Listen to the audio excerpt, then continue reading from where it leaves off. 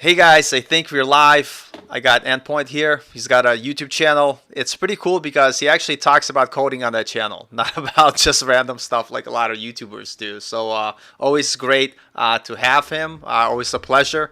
And so in today's show, we're just going to talk about working and building projects because at the end of the day, if you're not building stuff, I don't know how you could become a developer. And what I like talking to him about is because he's coming from the perspective being a computer science student, and I know a lot of us are self-taught, and it's important to realize that even though he's getting a computer science degree, he's also self-taught. Like all developers are constantly learning new things, and the reason I like having him on is because it helps us to kind of learn what we need to do if we, let's say, not computer scientists ourselves. So, hey, welcome to the show. Glad to have you. So, before we start, I know you've done it before, like a couple of other shows, but do you want to introduce yourself, talk about how you got into coding and why you're doing it, Yeah, and when yeah, you're absolutely. graduating? Like, yeah, like Oh, it's coming. yeah. So yeah, I got out of the Navy like what 2011. I was an electronic technician, and I don't know. I just kind of did random jobs up until I was about 29 or 30, and I was driving a forklift and at the time, and it's like I had enough of this, so I enrolled in classes. And that's what I've been doing ever since. You know, Nice. yeah. So Yeah, it's funny the way you like describing it. It's just like very straightforward process because like I know a lot of people that I talk to, and oh, granted, like you could be like older, I can younger, tell you whatever, more. whatever. No, but what I'm saying is that it's like at the end of the day, you just made a decision to do it. Yeah, But yeah, yeah, that's what it comes down to. I and definitely learn like hearing more is always nice, because everybody likes the true experience. So. yeah. It's been a journey, that's for sure. A lot of ups and downs, life and stuff. But I don't know. You get over it. So Yeah, so what are you working on now? Because I do want to make everything like today's stream talk about projects. Because for me, I'm like, if you're like, this is what I just came to realize. I don't know if it's true or not. For me, it seems true. Like, I realized that when you do tutorials, they prepare you to build projects, but they don't prepare you for a job. You're not going to get hired because you did a bunch of tutorials.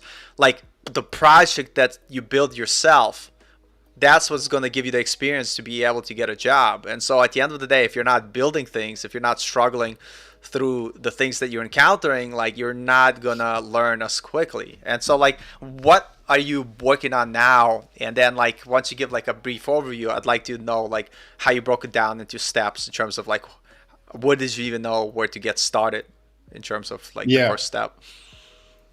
So someone called me, and they retired from the army after about 30 years, and they have what they do now is they organize events for entrepreneurs to showcase their businesses on various military bases in the United States.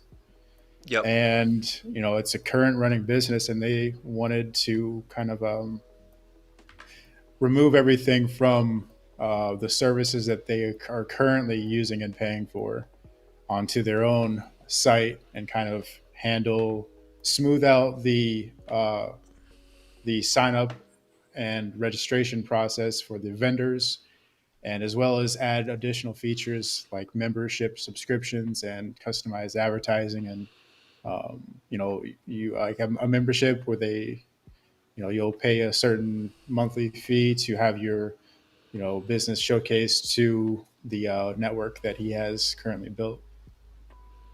So that includes the Facebook groups. It's just a large network of people. Yeah, like and what you're describing, like the scope is like pretty decent size, and I guess like what a good takeaway point here is, this guy has like an actual business. He has a service that he provides, and he has certain requirements, and so like a lot of people who either like who are not working yet, and you're trying to figure out what would be a good project to build. And I think it's building something that solves a real world problem or simulates at least like kind of like the same features you're working on. Someone had a requirement, someone had like thing that they're trying to accomplish. So you basically build Mm. something, even though you build it for yourself, you build it as if someone hired you to build it. You know, I Yeah. think that's important because at the end of the day, he came to you to solve a problem that he had, and which is to create these services on the website. Mhm. No, that's pretty cool. And so, what was your first step? Like, did you meet with him to kind of talk to him about like what he wanted, and then based on what he said, like where did you go from there? No, it was all over. No, because he's in Colorado, I think. Yeah, But it was all over the phone and Zoom. But the first thing I asked when he called was write down what your goals are for the project. So I had him identify exactly what he wanted because if you don't know what you need, I can't really get it to you, right? I yeah, can't tell you what you want. yeah, So that took you. I mean, that took about a week just to have him send me, what he expected of the project. I reviewed his requirements and asked and began the series of questions about, what do you mean by this, and that kind of narrowed down a plan. So this is yeah, the planning phase, and once we got through that, that's another week or so of back and forth, getting more questions, kind of planning out the start to finish of, what each feature he wanted. yeah, And then I began creating a flow chart of, the start to finish of when a user visits the site, what you wanted them to do, the various user types. yeah, So we have vendors and members, the requirements to be a vendor or member, and then the process to get them registered as a vendor to showcase their business at these in-person events.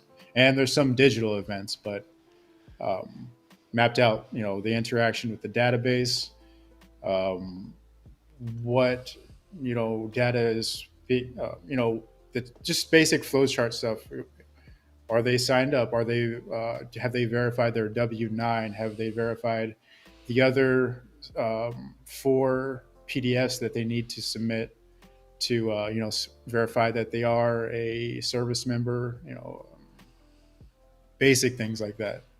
yeah. Um, So just kind of like, so step one, you meet with the client, you talk about their job requirements, and then step two, you go and you start working on the planning phase. And I kind of like yeah, the flow chart of how would the user interact with the website and what are the things that they need to be able to do. And I feel like, because I know I didn't do it, like as a beginner, sometimes you don't even think about that. You just start coding. You just start sitting at the terminal and you just like, okay, open VS Code and start coding. And I guess like the yeah, most important part prior to that is like make that flowchart of how the user is going to interact. And then you were talking about like you need to have a sense of what data you're going to have, like you're going to have users, you're going yeah, to have like whatever, and then plan all that out.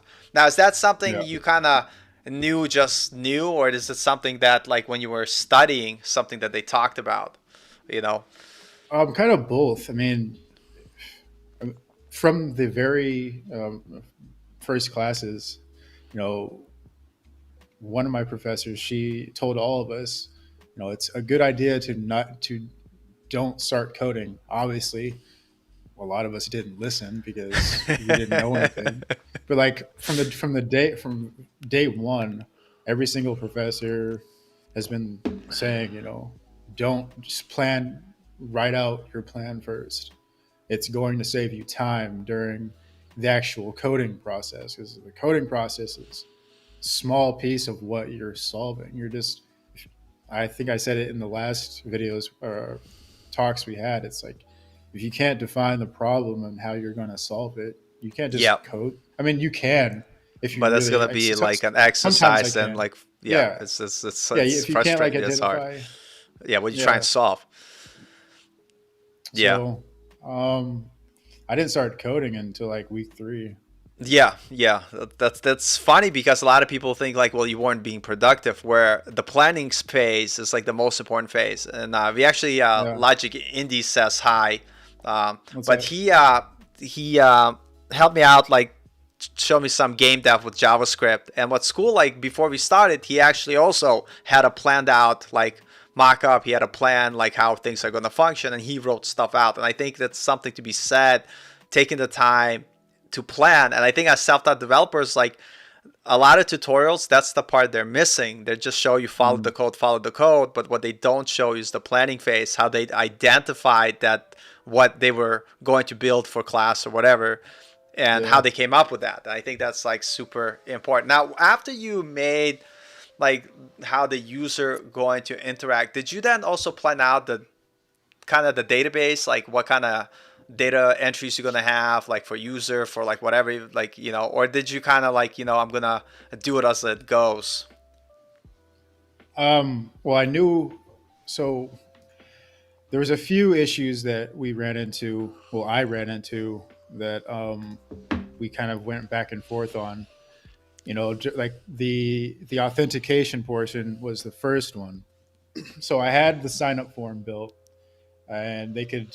I used Passport for one click sign on, Yep.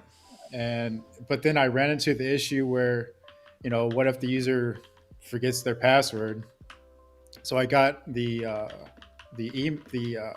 did you forget your password link set up to email them with Node Mailer that would Yep. email, a reset link. And then it's like I ran into, that feature where, when you click a password box and it says use suggested password, and it's a nice Oh, little, yeah, yeah, yeah. like, well, I wanted that. And it's like, I'm working by myself. So I'm working by myself. It's like, okay, I can't, this is going to take me longer than it's if I did this by myself, it's going to push From the scratch. project Yep. out further. Yeah. It's like, so I went with auth zero. That would give me Yeah. 7,000 users, I was about you to know? ask you, like, what is your thought on? Because there's people that are purists that like build everything yourself, which is not realistically possible because we don't have the Yeah. time. So, what are your thoughts on using third-party libraries or using stuff like that? Like, how you approach I that? mean, like if I'm ready to build it, I just need time. Yeah, Like I'm working by but myself. So it's like, like time being a thing, and then also people don't have infinity money to pay for stuff. You know what I mean? Also, kind yeah, of take yeah. it to So consider. I mean, I get it. You want to make as much money as possible, but how do you kind of like juggle that? Like because some people like, well, if you use third party stuff, then you're not really doing stuff. But like by myself, like I tried to build a project that was a larger scope, and it would take me a year or 2 years or however long it would take me to do by myself. It's like if I yeah. were to build stuff from scratch. So I had to weigh my options. You do the pros and cons. I mean, Auth Zero gives me 7,000 users before they charge you. Is this an issue? No, it was not. I can move faster if I went with Right. Auth Zero. I know I can build it with time. Yeah. If we run into that issue, that's that's money coming in where I can devote my time to building our own personal authentication system. Yeah. If we have 7,000 users paying for a service, Right. That at that yes, I'm going point, to you're have the like, hell time. yeah, So yeah, yeah. like, I'm gonna have yeah, the let's time. I'm get to gonna that. have the Let's resource. have that problem. Yeah, yeah. Yeah. Interesting. Yeah, it's good. So I weighed that option. I went with Auth Zero so I could move forward with the other things because it has Stripe payment processing. Um, I had to send uh, some state data to HubSpot during the sign up form. They wanted a kind of a guided uh, registration process because Yep. they were noticing that they were losing a lot of users during the sign up where they would click off of the registration. Right. So I kind of did a multi-step form where they enter their information in phases. So Yes. Yeah. there's five. So I showed it in one of my videos in the event booking one. Yeah. So I mean, so I'm interacting with HubSpot at this point to get the user registered, and that just so. there's a few issues there because they want to eventually move away from HubSpot and Okay. have their own internal system for managing, uh, their own internal CRM. Right. For now, HubSpot for what they need is free, and I can just interact with that API to get and store user information. Yeah. So that was another consideration that we had to make. It's like, okay, if you want the internal feature, that's going to push the project out even longer. And so I was like, I understand you want to move away from HubSpot, but what you have now is free, and it saves me time creating another service to manage your users. So, um, and then we have Eventbrite. They're using Eventbrite currently to actually create the events at these locations, whether Yep. it's online or in person. And that's actually a that was costing them money the way Yeah. the fees work in Eventbrite. Yep. So it's like, okay, so what can we get out of Eventbrite? Well, all they have to do is create an event, and I can retrieve that event data, like the location and stuff like that, and put it on the application, and then kind of like use as much stuff that's already built by other services Yep. so that I can move fast. So Yeah. we're at that point. Then I wanted to get to Stripe, to the payment processing for Stripe, because they have one requirement where they'll review the existing vendors that are looking to register for these events. Well, they don't want a bunch of the same type of vendor selling the same product, so they'll review the vendors, and Yep.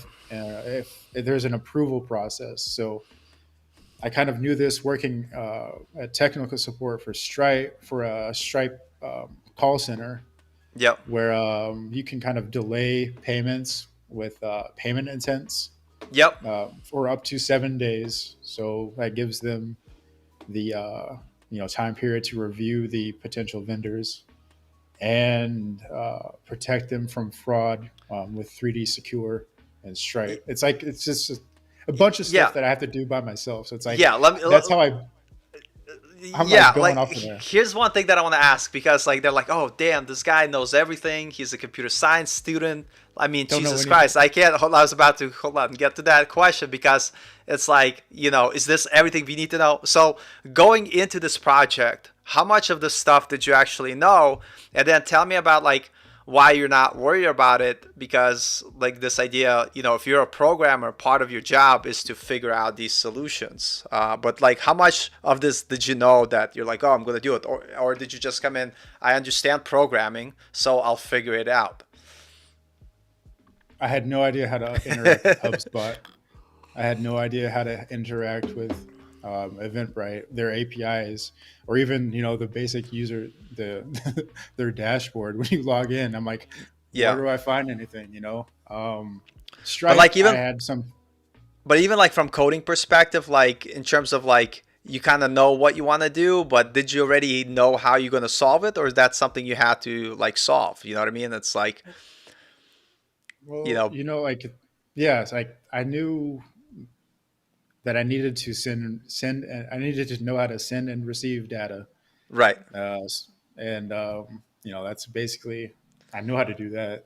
Right. And like that's all I'm basically. And then like any other problem I run into, Yeah.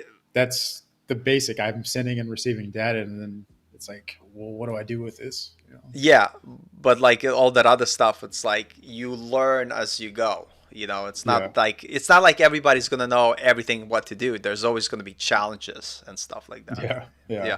Let me actually, like, I'm gonna plug your uh, YouTube channel. I put the link to his YouTube channel. It's pretty cool. And he needs more love. Here. Let me also put it Yeah, on I'm the not. screen.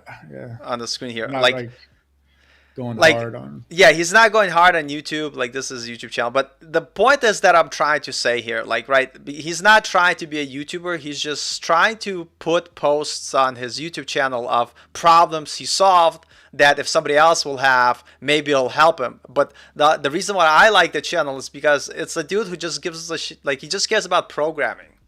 You know what I mean? And it's Yeah, hard man. on YouTube to find people that just care about programming, because if people just care about programming, well, they don't have YouTube channels. And so people also have that other agenda being part of YouTube, which I totally get, you know what I mean? But it's amazing for you guys, like if you have someone you could follow that's building stuff and they're kind of talking about like the reality of what it's like, the difficulties you have, and they just talk about just code, you know what I mean? And I think it's cool, you know?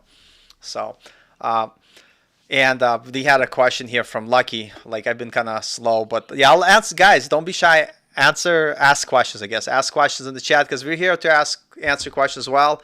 Lucky's been feeling a lack of focus last few days. So do you guys have some advice how to improve focus while programming? And then he says, question may be a little off topic, but I would like to hear your opinion. No, no question is off topic because that's why we do these live streams, is to answer questions. Because as you're starting out or you've been doing it for a while, it's important to make sure that you guys know that we're here for you guys. And so, what do you do to stay motivated, or like how do you deal with when you lose focus or feel like I don't think I want to do this today? I mean, I take a break. Yeah, there you go. I just don't even turn on my computer sometimes. I'm just like, I'll think about the problem, but I'm not gonna turn on my computer and sit there. It's like I go work out. I Yeah, mean, I'll go do anything else. I'll go, like, I made, you know, sauce. I made this like really good mole sauce. It's spicy. I'll just do nice. other things, Yeah, There's so much yeah, more to life. And yeah. then like I have to come back, I have to be excited, I have Right. to be I'll be thinking about the problem, and then I'll finally be, if I this is for those situations where I lose focus or motivation. It's like I'll say, okay, I'm losing motivation. Let's take a break, think about the problem, come back ready and excited to get back at it. Because if you're not excited, you're not going to build anything good, Yeah, yeah. at least for me. Yeah, no, I totally get it. And starting out, I was in a mindset, and I'm still in that mindset. But I see the flaws in it of like forcing myself to spend like a certain number of hours coding. But at the same time, what you talked about, this not taking a break, you could spend 8 hours and not having them be productive because you're just like you need a break. And so I recently started to implement like that strategy of being like, look, I'm not getting anything done, let me walk away from the problem, let me do something else, and then come back. And I think the thing that you talked about, always making sure that you're always excited, when you come back, definitely helps you to continue and to move forward. But randomly though, I remember going for walks and then coming back, sitting down, and while I was on the walk, not realizing I was thinking about the problem, and then sitting down in front of the computer and being able to code the solution, which is like, wow, Yeah, all I needed yeah. was a walk. That's interesting. Let's like say hello. So people argue I'm nunchucks. What's up, buddy? Ma, hey guys, sorry I'm late. You're not late. And then here's one. For you, what books or courses you recommend for becoming a CS All of them, student? all Yeah, of the yeah. books. So right, I mean, and you did mention it on a couple of other videos, and I feel like the great tip you had. I'll just like repeat it so you don't have to, and then you could add to this. Is that you said that a lot of universities have their curriculum open, like you could basically go and see their curriculum, and you could see the books or resources they use, and you could kind of use that list if you wanted to create your own like curriculum, or at least go get those books and read them yourself. Yeah. Yeah, that's kind of like what you mentioned. But Um, like, what else would you add to that, or like what would you like any other recommendation, or how much time people should spend on reading and studying versus like how much they should spend on actually coding? Like, when is enough? Like, like,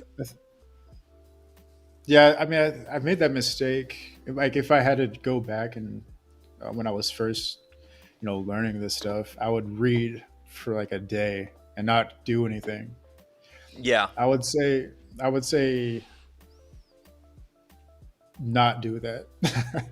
yeah, Like, have an idea of what you want to build, and then read. a little bit about whatever problem you're having. Like, how do I organize a set of users that are in some sort of data object, or data structure? And it's like, okay, then that'll teach you how to iterate through an object or array and sort them. And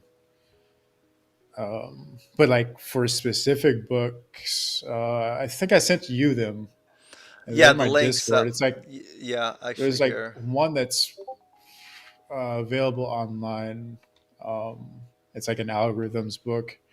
Yep. I would say data. I mean, discrete math is probably the only kind of math you really Only math need, you need. Yeah. unless you're doing like 3D graphics or something. Like you're building like models, which I'm taking next term, well, this coming term for my elective, which I'm actually kind of excited for. This Yeah. should be The really cool. Yeah. So you did recommend a discrete math book. I'm just trying to look it up. It's this one here. Let me share my screen quickly. Ooh. Yeah, you recommend this one, discrete mathematics and applications. This Yeah, was for that'll the show you how discrete to like. math. Mm, it's like if you're like if you want to do like strict computer science, Yeah. like kind of material, that'll show you how to do proofs to show that your solution is correct. Yeah. Proofs are, I mean, they can be really hard. So, but I But mean, if this you would want be to like like do the it math right, that you would start with if you wanted to, yeah, like go this yeah, far. like And then another basically, one you yeah. did, introduction to formal Oh, language and that one, like, automation. that's kind of, yeah. I mean, that was fun. But you need like JFlap, this program to. Basically it shows you how strings are read, and it kind of shows you how a string is read into a processor and how that processor reads the data with just using state. I mean, if you're interested, but Yeah. just go to any like C# documentation and Yeah. just look up whatever your problem, the Yeah, for specific. yeah, and then he like kind of reiterates like I mean for beginners mostly how to start. And I think like you should definitely learn the basics of the language and you should definitely just start building stuff where you fail, learn from your mistakes, and then you have to kind of look up the documentation or look on Google, figure out why you made that mistakes. And I think like learn that way through trial and error. I think that's the most important part. And like this is what I believe. I could be totally wrong, but if you can't build something, it doesn't have to be like super complex, but if you can't build something from scratch, some of these higher level concepts, or I guess it depends what you're trying to do, they're almost irrelevant at the point that you're in, because if the knowledge that you're gaining from, let's say, reading that book is not applicable to what your problem you're solving, then you don't need that information at the moment. I'm not saying you shouldn't learn everything. And for me, like I'm kind of like stupid, and so I don't like I Me read, but too. some of the stuff is like really crazy, and so like they don't. This is not an advertisement, but there's this thing called like Brilliant. It's an app for your phone. Like yeah, it's not, you're probably not gonna see it, but anyway, it's called Brilliant, and you have like a thing here like for algorithm fundamentals.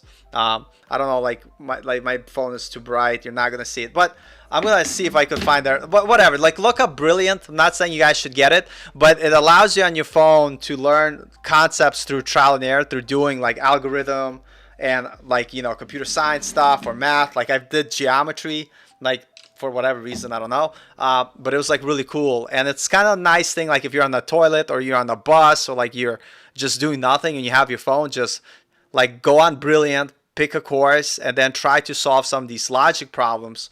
It's really good. Oh, oh shoot! Hold on, cancel. Um, Here's the book. So if anyone's really interested in like algorithms,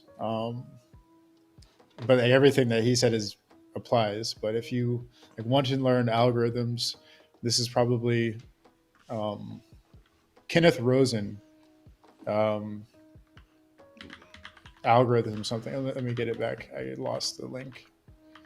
Uh, Algorithms by Jeff Erickson. Excuse me. Yeah, I think like you have the ability. Do you have ability to like? I think you should like post It's that link free. Yeah. in the Jeff. What's the last name? Here. Jeff Erickson. How do I? Where's the chat box? I don't know. Like I believe you should have one or an ability to share your screen or like whatever. Yeah. But I don't. maybe that it's Share screen. Here we go. you'll figure out. You could share your screen and show stuff.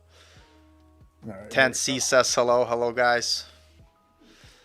go. Share. Is it Right here. there you go. Hold on, let me bring it up. Solo. So that's the book. Go back, yeah. Well, So it's free, so it's the one we online. used.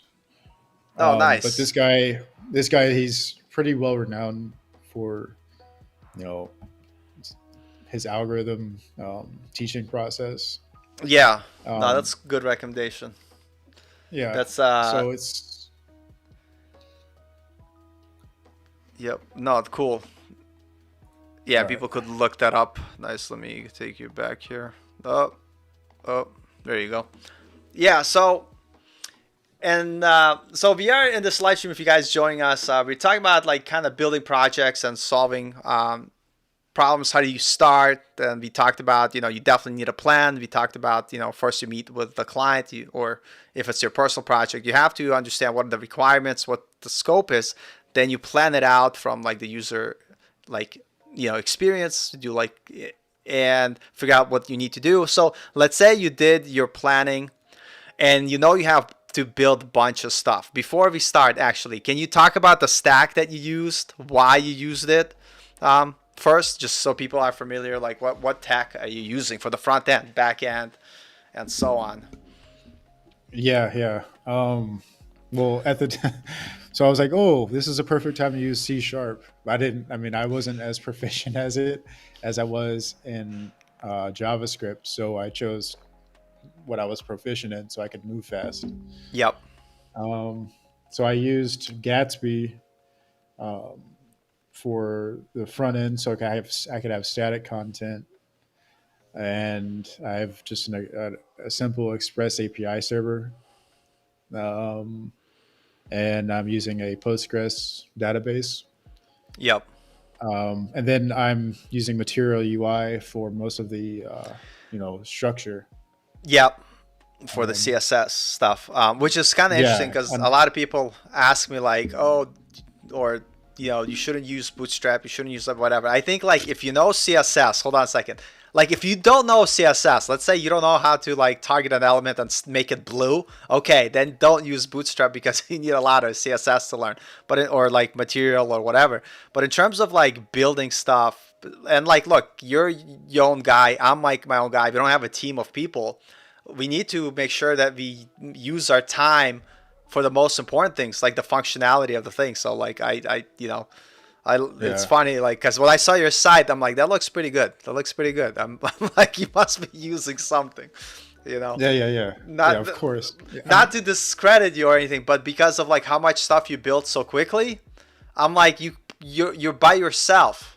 You have to yeah. like use something. You know what I mean? Like, Yeah, I don't want to worry about browser what browser. It's like I don't someone already took care of that problem. There's yeah, other yeah. I do problems the that are same way more for important to solve. stuff. Yeah, yeah. It's funny. I mean, And so you go ahead. we still use Flexbox. Right. You have to do some sort of positioning. It's Yeah. like, all right, Flex justify content. If it's Yeah. a row, Exactly. put That's it in the it. middle. You Yeah. know, align item center. Yeah. For the vertical alignment. It's like, bam, that's all you need to know for the small tweaks and stuff. And then So when I get why into did so you picked Gatsby? You could have went like Next.js route. Was there a reason why you went Gatsby? Just the fact that you just wanted to do Gatsby? No, because I didn't need the server that Next gives you. I wasn't ever going to use the API that they provide you. I Okay. just needed the front end with the static build Okay, because I gotcha. So you needed don't my care own about the server Express. point. Yep, got it. Yeah, That's why you just wanted like, didn't need Next. yep, Makes sense. Makes sense. Because I know a lot of like, people like say like just use Next for everything. I'm like, well, why if you don't need certain features? And this basically is a perfect example of that.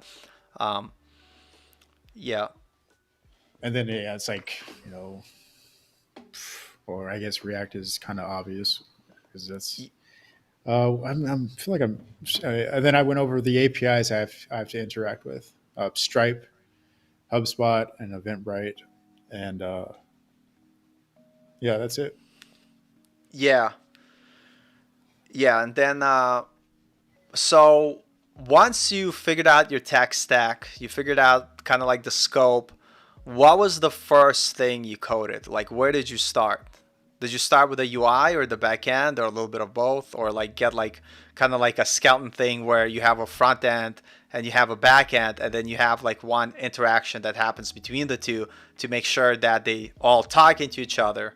Kind of like you have like the smallest minimal viable product that does a thing where it like the whole thing is integrated front end and back end. You know what I mean?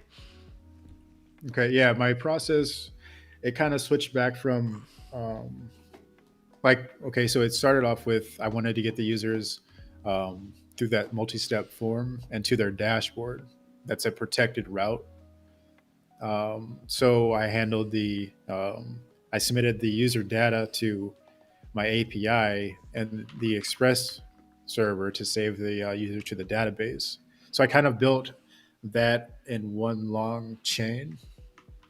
Yep. So kind of, I would say, okay, I need to send, the user email or just the user data to my API endpoint. So I would set up the endpoint in my Express server and kind of, work from the front and back, if sort of, and kind of like send the data to the Express server, and then kind of get things tied in nicely before Yep. moving on to whatever else I needed to send with to whatever else to whatever API it is. Yeah. So like yeah, it's like all at the same time, pretty much. Right. You know, And so like how do you getting the data like just like from the Express server to the React application using like just regular fetch or using Axios or you have a no, I'm just yeah. fetch. The URL, then the method. It's Yep. always post, and then Yep. send the headers, set up my cores, and the stringify the body for whatever data I need, and then read it in the express on the express end in the So request body. yep.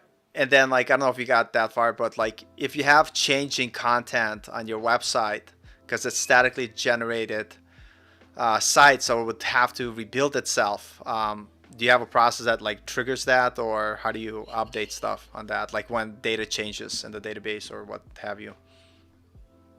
So to get to the dashboard, the a user must exist in HubSpot first, Okay. and then I receive that data from HubSpot, and it kind of runs in a um, like required sequence of steps. There must be a HubSpot user, otherwise the interface gets thrown a message, Yep. right? And it doesn't break the whole thing. I use the HubSpot ID to create an email in my Express or in my Postgres database that's that that's handled by my Express API, and then on subsequent logins, it sees if there is a user in my Postgres database um, to check, whether or not to enter the multi-step form again. So it's like there's kind of a sequence of steps. Cat's outside. I It's got a two sequence cats of too, so steps. it's fine. Yeah, he wants to come in, Yeah. but I mean, it's yeah, that's how it works.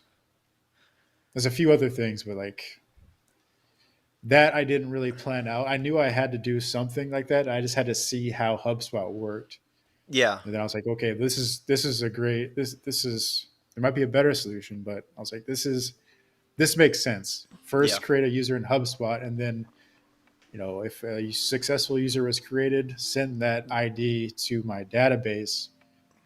It's a minimal database where I'm only storing their email and whether or not they're a verified user. Yep.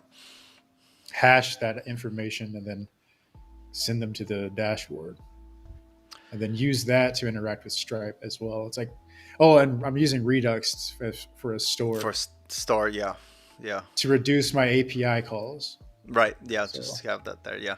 Um, you know, what is for people that might not know, what does hashing mean? Like, why would you do that in so your database for any reason? that's that good stuff, It's like, No. why would you do that? So some random dude like me, someone comes in, it's like, oh, there's the password, there's the email. Yeah, yeah, yeah. Yeah, Like, you, you don't want you don't even want to know the user's information. yeah, right. That's So true. like, I don't want to know your email. So hashing just takes a string like an email, uses an encryption, an algorithm, which is just like a maybe a modulus operation or whatever it is, MD5 or SHA-256 algorithm, produces one output that's pretty much unreadable, um, and it stores that string as in your database instead of the raw plain text string like endpoint that blah blah blah blah. Yeah, so it's keeps it You know, it's, secure, and you have to yeah. basically, yeah, that's good. You got Ma send us my very very first super chat. Because the show is so awesome, so it's always good to have you on. I guess we're Oh, right providing on. lots of value, which is funny because I never had a super chat. I didn't even know those things like were possible on my YouTube channel, The like super. super chat. He says we appreciate what we do. Hey man, thanks man. So uh, I was just like, there's so many moving parts. Like, are you able to show part of the project or like the Yeah, front we end? can Yeah, show it. you want, yeah, like why don't we like show and tell So, kind of what you're building? And I think you should have like a share screen button working because we already did all it. right. I mean, I can here. Let me get it set up. I have to delete Yeah, the yeah, take your user. time, take your time. Yeah, and so like what I found out, which is hilarious to me, a lot of these live streams where we talk about projects or coding, No. like I and I or maybe it's just a day like sometimes, but I see like those type of streams like don't have as many viewers, which is fine, I think, because at the end of the day, I don't want to just be a YouTube channel. I do want to talk about actual coding and the process, the struggle. So people out there who are learning on their own or have been doing it realize that it's okay to stumble around. It's okay to hit unknowns because that's part of your job is to figure this stuff out. And unless you're coding at home by yourself, you're practicing, you're failing, you're like What? trying different things, you're never gonna know. Like I'll give you one example. While you get set up, is that I needed to parse some data from a CSV file that I needed to then be printed into our Postgres database on my app. And I've actually never done that before, just never had an opportunity where I had to do that. And so like I had to learn how to do that. I had to find, maybe there's a library that I did find that was helpful and stuff like that. And the first few tries, there was bugs, there was problems, and it was broken. And I spent a lot of times like banging my head against the door trying to figure stuff out. And then eventually you'll figure it out. And that's what I'm telling you. It's like you're not gonna get that trial and error experience in a tutorial. And it's like very, very, very important for everybody to spend a lot of time coding. And that's why like I like these type of streams. That's why I do another one on Tuesday where I'm coding this project where it's mostly me failing all the time, just because I still don't know what I'm doing half the time. But that's kind of the way, and to learn is to do it. So this is like something I mentioned earlier. And by the way, if you guys didn't smash the like button, smash the like button. Not for us, for you guys who are tuning in and supporting the stream by being in the comments, or watching us without commenting. That's fine too. But hey, we're here for answering any questions you guys could have. So don't be shy. But yeah, smash the like button for you guys being here.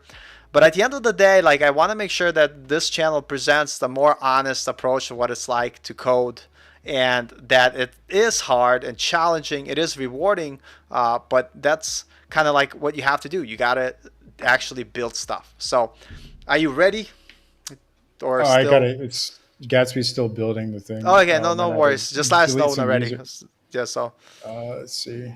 yeah, Where is that thing at? yeah. Yeah, another thing like what is interesting, like when you start building your own projects at home, guys, make sure you're using GitHub, and make sure whenever you're building new features, you have a new feature branch. I can't stress that enough. Like for those of you guys who are learning as you're going along, if you do everything in master and God forbid you made a mistake that you didn't realize you made, and then 10 commits later in master you're like, Jesus Christ, what happened? It's a pain in the butt to try to fix and figure stuff out. So I learned the hard way.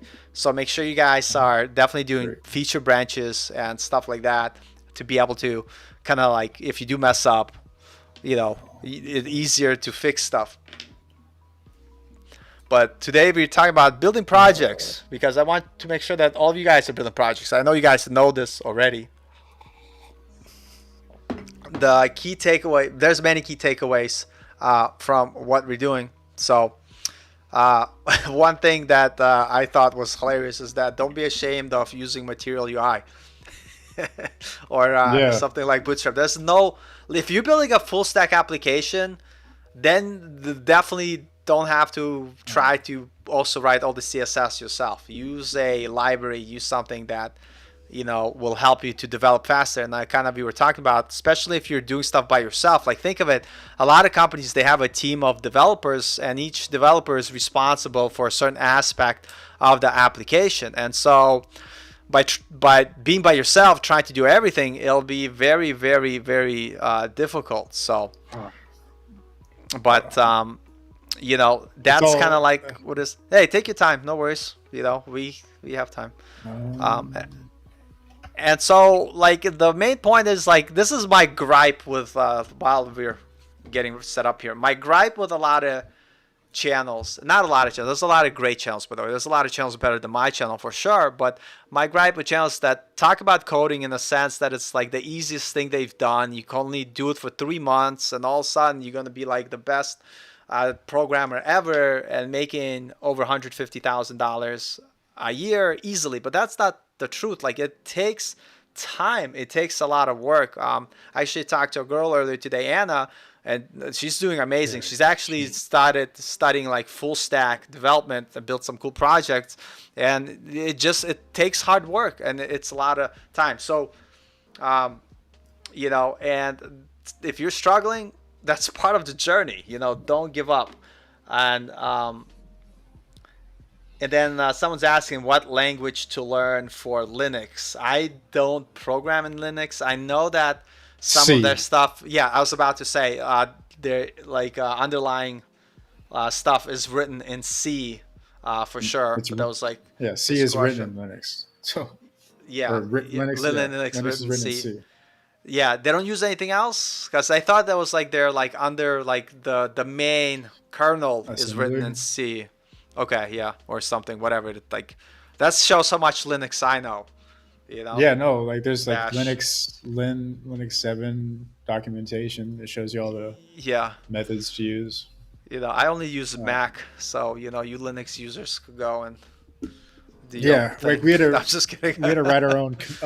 Like in operating systems one, we had to write our own command line, like a bash Wow. uh, like terminal Yep. with spin up our own processes and things like Nice. that. And So that's what you yeah, expect to learn at computer science. You know, yeah, that's uh, to be honest, like a lot of guys, like, people ask me like, what's best, self-taught, like coding, dev camp, computer science. If I was younger and, had the time and financially didn't want to go into debt, I would go back and do computer science degree 100%. I think don't underestimate, like, there's many paths to get there, but I still feel a computer science degree, if you're able to do it, will give you best general overview of like what you need. Not saying that it's impossible to learn on your own, or not saying that there are like boot camps that are worthless. I'm sure there's some good ones, but definitely, if you're younger, consider that. And by the way, like just randomly, since we're on this topic, Shopify has a free computer science program. Granted, you'll be working at Shopify like a slave for 3 years, but it's still like, why not? For those of you who are interested in doing a computer science degree but don't want to pay for it, I'm sure they have like a very uh, hard process to get in, because obviously they're not going to take just anybody. But anyway, digressing. Are you ready to go? Yeah, yeah. Yeah, let me put you We on. can go. Lead the ship. There you go. All right. So, this is the landing page.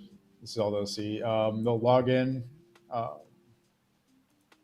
Eventually, there'll be more things like they can still be able to see the events listed.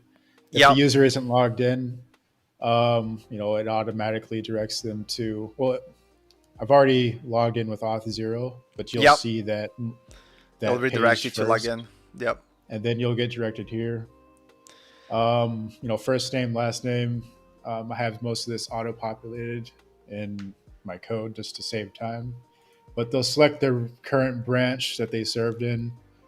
I have to add another one, but they'll have a number, And you whatever. use Material UI to style this? Yeah, yeah, Yeah. And also, and because we talked about this earlier, let me just bring this up. Like you talked about kind of like, because this is the thing I want to come back to, like from you like going to CS degree, is that the whole idea is that you're being taught how to solve problems, and this is yeah, a problem and a good example that you have here. Like for now, you're doing a multi-step form, and the reason why you decided to go that route, where based on which step you are, rather than having one long ass page with everything, is because you had a problem where you found out that people were leaving the form and not completing it, and you kind of, hey, the solution for that, let's make it in steps so people don't feel overwhelmed as they're yeah, building out the form. Like, yeah, and that's like great example right here of like what you talked about, like problem solving. yeah. I'm still thinking about adding a save button here just to save Yeah. the bare minimum. And then they can come So you back could and always fill it come in. back. Yeah, that's cool. Yeah, I'm still throwing that up, but Yeah. they can enter some stuff about their business, website URL, things you see it, social Yep. media, and then these are the following forms that they have to have Yeah. submitted. Not a requirement, but they need to have these submitted to become a actual vendor at the events. So they can download these forms right now if you want. Downloads it, and Yep. then So they'll I do submit have. it.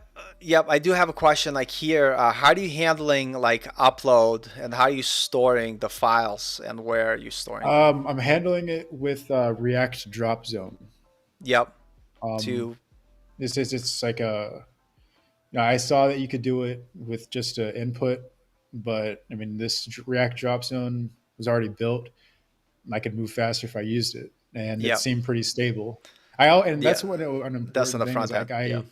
I review the npm package and what the reviews are saying on Snike, this that security site that Yep. you're always directed to when there's a vulnerability. But yeah, I used React Drop Zone for this, so they'll just drag and drop a file Yeah. and And that. submit, and then it tells them that Yeah. they've saved that Yep. application. Yep. And then that's on the front end. And what happens? Like, what are you firing, and how are you handling on the back end, or what are you storing it in terms of? So I'm storing everything in the state first. So Okay. here, let me show you the code. Where is it at? User form. Drag this over here. Um,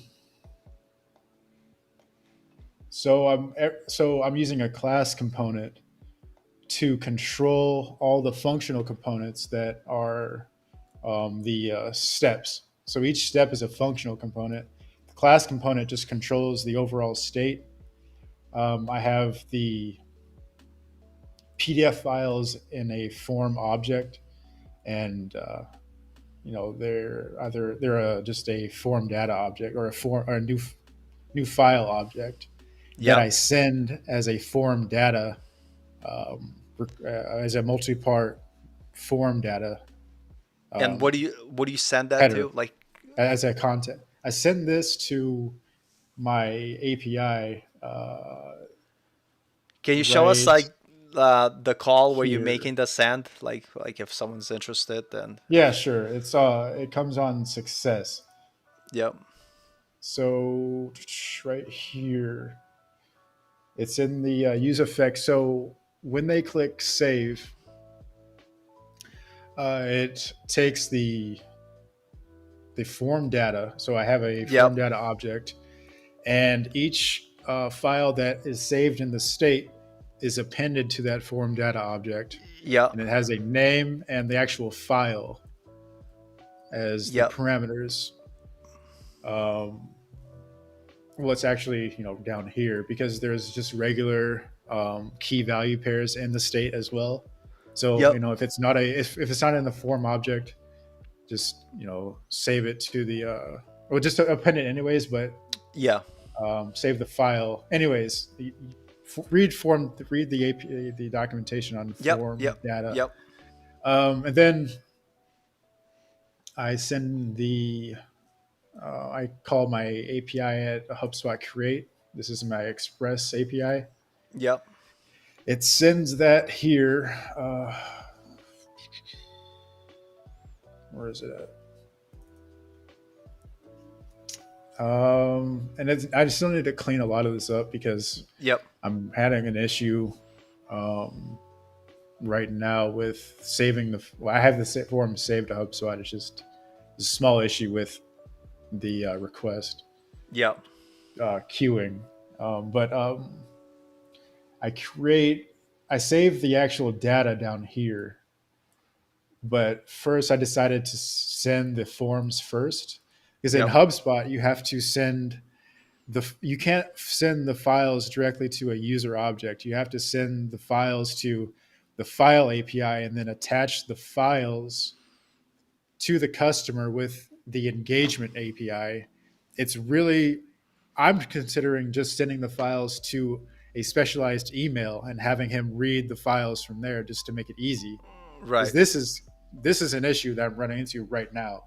Yeah. But anyways, I save the user data to the HubSpot API and I send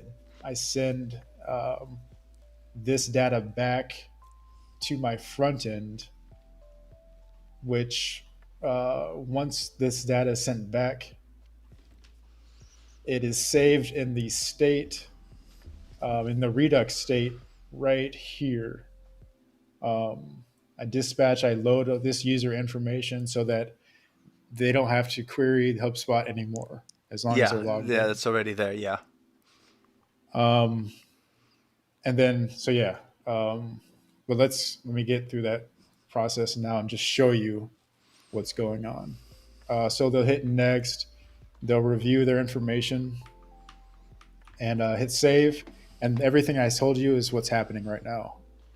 Yeah.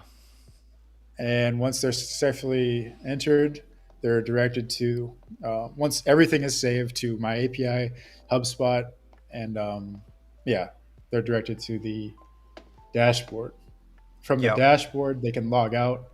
Don't want to do that right now. Um, I'm working on the events tab where they actually become a vendor. Yep. So they'll want to become a vendor. These packages, these event packages are stored in Stripe. I just retrieve them from Stripe. Again, load them into the Redux state, Yep. and they can select from them. Yeah. So this data comes from Eventbrite right here, as well as the image. Um, so they'll select the package. Okay, they have a gold package. They'll proceed to checkout, and this is another.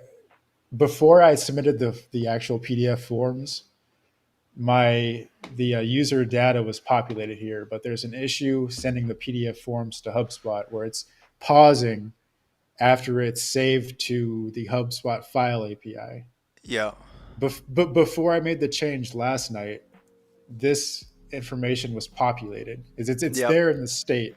Yeah. My API is hung up, but they'll enter their name, or their name would already be here if I'm not saving the actual PDFs.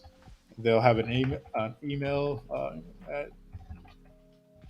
and a phone number, and then the card number, test card number. Um, those have like 424242. Yeah. Yeah. Yeah. This is a card number that won't trigger a 3D secure Yep. authentication. I can show you a 3D secure authentication, but it just means that when they enter their card number, they have to authenticate into their bank with Yeah. however their bank, is it Does like it? a push? Yep. Yeah. So it prevents fraud. Yep. Then they'll hit checkout and, oh, valid. They'll hit pay. Yeah. See, and the customer is in there. So that's Yeah. because it was working day before yesterday. So Yeah. this is the issue I'm running into Yeah. now. It's a new bug. And New then bug. pretty much they're done at that point. Yep. And then I'll direct them to their list of currently registered events and then move on to the next problem. Yeah, and this is like So, kind of, yeah, this is awesome, and I like talking about stuff like talking about projects people are building and seeing stuff like, oh, I have this bug or I have this issue, because there's a lot of people on YouTube that show stuff. Maybe they don't do it on purpose, but they pre-planned that stuff, they tested it already, and it just always works. It just works. And I think it's like a bad message for people who are just learning, because they create this assumption that they should build things the same way that just work, not realizing that nobody does that. Like, a lot of times when I write my code, I get it to work first. That's like goal one: get your code to work. And then there's going to be like a refactoring phase where I try to refactor the code and make it like, either be written better or, even function better, like whatever it is. But it's this constant like process where you're doing a little bit, you're reviewing it, you're refactoring it, and then you like kind of repeating that circle. It just never is, oh, it's perfect, you know? yeah. Yeah. Yeah. I mean, that's it's an issue. Just, I messaged him yesterday. I was like, I'm just considering making an email and just sending all these PDF forms to that email because just interacting with the HubSpot file endpoint is giving me a headache because everything is working up until like I'm sending it saves the files, but then it just hangs up at the last file sent, and I don't. I'm following their documentation. It's like, Yeah, what do yeah, we yeah. Like, do? what are you doing? Yeah, that's another thing that they don't tell you as developers. Is that you could do everything right and things still not work, and then the error message will be something vague, that makes Yeah, no sense, and then you're like sitting there scratching your head, like, why doesn't this work? On my yeah, yeah, Yeah, like at work, I kind of like have similar thing where I had to make a POC to like separately from the actual app to make sure like proof of concept that it works. And then when I coded this thing out, it worked in my POC. And then when I moved that code to our main application, nothing works. And I'm just like, I have like, and the code is the same. And I'm like, why? What's happening? And it's just like, you kind of like have the headache of trying to be like figuring out like what is going on, like, and that's one part about coding. You're going to deal with like annoying um kind of issues like that all the time. It's just the yeah. facts of life, it's that's what it is. And what are some of the tips you would give to people who are like building a project and like, that's kind of has some sort of like size to it where there's a lot of moving parts? What would you recommend like to focus on to make sure that they're at least able to stay somewhat organized? Just try to do one thing at a time, and Yeah. like, don't yeah, like just I don't know, just don't try to do too much. Try to get one thing working. Like if you don't know what your output's going to be, I always just either set a breakpoint and then um, console log it. Yeah, Well, I mean, like in Java, yeah, I just console log. I use the console log in JavaScript a lot, and it was yeah, the same thing with, writing C for classes. It's like we were always examining memory, yeah. setting you're just always examining what's going on. And then, so if you don't know what you're going to get, you kind of just, okay, well, what tools do I have available to see what data I'm working with? And then you kind of just navigate through the dark that way. Or, that's what I do. Now here's an interesting question, like, because when you go to computer science degree, you have like different classes, and each class will focus on a different thing. So sometimes you're like, oh, we have to use C, and another class we're gonna do something with assembly, and another class like we're gonna use like whatever. And so you kind of get this exposure to a lot of different like programming languages and paradigms. And in terms of someone learning at home, let's say they're self-taught, do you recommend that they take that approach where they try to get exposure to a bunch of different languages first, or do you think the approach of stick to one language first and at least get to a point where you have some basic competency in it before moving on? I mean, I would say have a basic competency of one thing first, Yeah, yeah, makes and sense. like for like for sending information, someone wrote the HTTP protocol. It wasn't just a computer didn't make that. Right. So all languages can access and send data with that protocol because they have to. It's like some things are just consistent throughout like all languages, like loops, Yep. variables, and Yep. then how do they communicate? Well, until someone comes up with something different, Internet 3.0, it's going to be HTTP Yeah. and or just peer to peer, but that's still sockets. But even then, you're still using HTTP to a Yeah. degree to Yeah. establish that first connection. Yeah, so you can't go wrong with the basics and the competency Yeah, in one language. For me, like I tried learning a bunch of languages like at the same time, and it's not until I pick one that I actually made some good progress on yeah, kind of figuring out what you need to do. Um, yeah. Like one of the, go ahead. no, like with like so. Yeah, I already said it, but all languages have a similarity. So when you learn one language, then just start asking, well, how do I do this in another language, and then you'll see, oh, okay, pretty similar, different syntax, but same steps are there. Yeah. So I already kind of said that before, though. Um, so is your cat like kitten cat? That's new No, he's addition or 7. 7? Wow. No, Yeah. yeah. Nice. So So what made you get a cat? That's a no, very important he question. found him. He was homeless. He was like Yeah. homeless kitten. He just like Yeah. came to the door, and Yeah. I've had him since he was a kitten. Yeah. He's all Uh, black. I posted a video of him to my YouTube yeah. I channel think just because I think I saw that. I I want got. those to be permanent. I always want to like go back and be like, man, that's Blackie. Yeah. I He's a got. cool, yeah. Like He's I like my got. little kid. Look at this guy. I got 2 of them, but I have like this fat bastard. He's Oh really my good. god. No, he's Yeah, awesome. Blackie weighs like Yeah. 14 pounds. Okay, you got me beat. You got my cats He's beat. thick. He's Yeah. thick. Muscular. Yeah, Uh, yeah. yeah. That's so funny. Like I like I like all animals, but like dogs that just take so much attention that I would never be I able to know. code if I had a dog. So I'm like cats, good enough. Yeah. They do things. They like my cats love when I have like he just kicked one of the lights off my table, but he likes to do things like if I have a glass of water or coffee, he's like, I wonder what happens if I push it off the table. Oh, he's one of And I'm like, those. Oh, yeah, yeah. I was he like, doesn't do that, thankfully. He just like one of them at nibbles at least. you. He wants your attention. Yeah, yeah, yeah.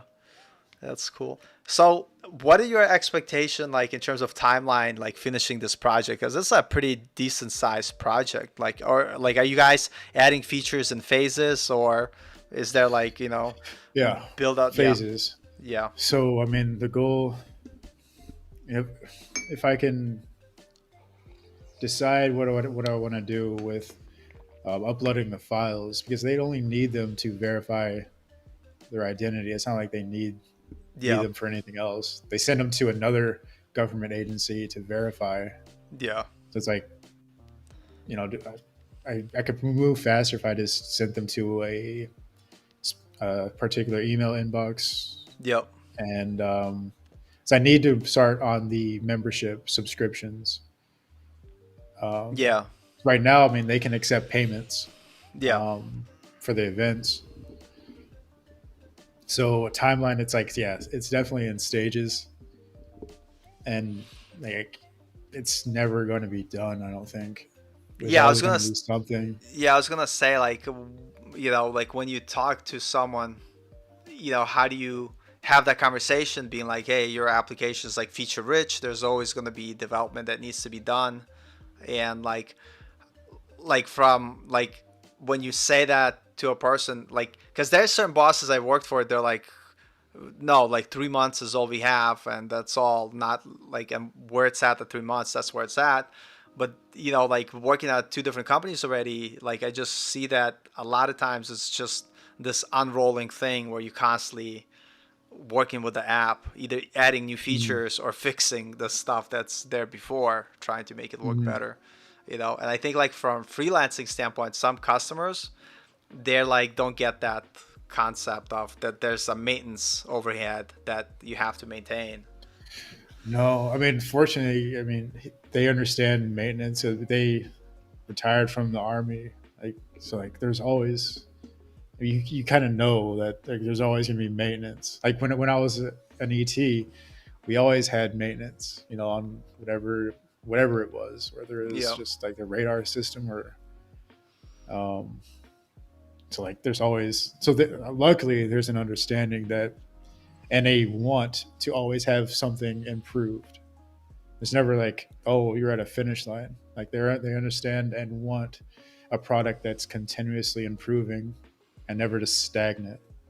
yeah, yeah. So yeah, Another question, like, pretty cool. what gave you the, or how, like, you have to have a certain level of confidence, I guess, or I'm going to phrase the question this way at least, to get a client and be like, yes, I could do this for you. Like, how did you know you felt ready for it? I knew I could send and receive data. I could work with my database. I could plan things out, and I don't know. I don't know. I just did it. I I don't know. just do it. I just do it. Yeah, and Yeah, sometimes that's I what it just is. did You it. just gotta fake it till you make it. I love this question. Are you guys going to do a Udemy course on how to start a project database portfolio and also like teaching real world stuff? It's kind of great question. Like, and that's a good idea. Like, not that like we have all this time in the world to do all these things, but hey, if you ever want to do a course, why not? But what I was gonna say is that that's exactly what's missing. And I thought about this forever, is that there's plenty of tutorials on Udemy which teach you how to follow along to basically recode a project that's already built, but there's no tutorials online that talk about the planning phase and how to actually figure out what to build in the first place, and kind of like what the expectation of work is. And that's kind of what I started to do on my Tuesday night stream, is kind of Yeah, talk about like capture that journey of what it's like to do that. But yeah, a good yeah. idea. I like what you're doing there because you're kind of setting a goal. Then you'll be there to like help them through the whole Yeah, process of getting to that goal, like the stage. And it's like that's probably the best way that you can learn is have a goal and then just try to get to it. Like no one knows everything. Like yeah. Like sometimes you just have to figure it out. I'm a troll at heart, so like the true like goal of my Tuesday night stream is to, in 6 months, be like, look, we met every Tuesday and we got shit done, and in 6 months we have this project, because I know there's going to be people that are going to watch the show and they're just going to watch, play video games. Not saying you guys in the chat right now, but there's some people who keep trying to find like, oh no, there's got to be an easier way, and 6 months from now they'll Yeah. have nothing to show for it.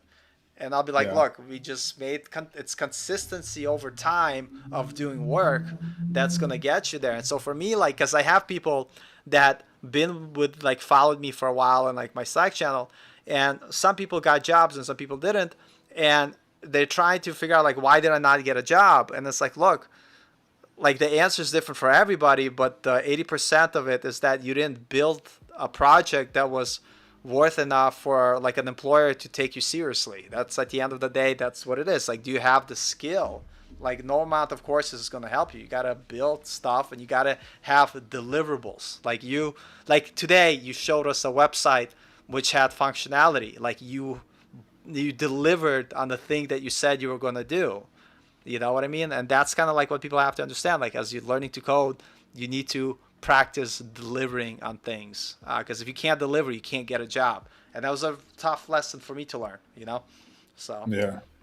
Yeah. yeah. When I started out, like I told you this. I said, I was so happy. It took me like a half hour to figure out how to, create a box on a web page. Yep. I think about it now. It's like, wow. But back then, I was just excited that I figured out how to use a HTML page, some CSS, and then have a box displayed on a page. And like Yeah. just looking back, it's like how far I've come from not knowing anything about uh, anything really. Yeah. It's like Yeah. we all start somewhere. It's just Yeah. about continuously building, continuously just trying to get to that next point where you know you have some data here, whatever output, whatever goal Yeah. you have. Yeah. Here's a comment. Most courses just teach a language and that's it. How to put everything together. That's your problem. I think like the reason why a lot of because you have to understand like selling courses is a business. And so they have to like have a certain market where they know people are going to make money. So a lot of the 80% of the market is beginners. And beginners do need to learn just the basics of the language. They're not at a point where they could put things together yet. That's like, you have to develop over time. So I could tell why majority of the courses online is just like the basics of Python, basics of JavaScript, how do you build a React app, whatever. And it's just like very cookie cutter things because that's what we all need as beginners. And that's what I say to you guys, like tutorials will teach you to start building things on your own, but they're not going to get you hired. Building things on your own is what's going to make you a programmer and a developer. Like if you can't build things on your own and putting the things together, that's what you get by doing things on your own because you're going to have to, and it's hard. It's like almost impossible when you're first starting out because you have no idea what you need to do. Like, but you kind of slowly grind your way through it and you get it. But yeah, I totally agree with you in terms of courses that don't show everything. And there are a few courses that do show everything. They're just hard to find. Maybe I'll have to find those out and put you guys some links. But anyway, so Yeah. any other tips or feedback or things that you And I want to would say that you wish you had said or mean, done?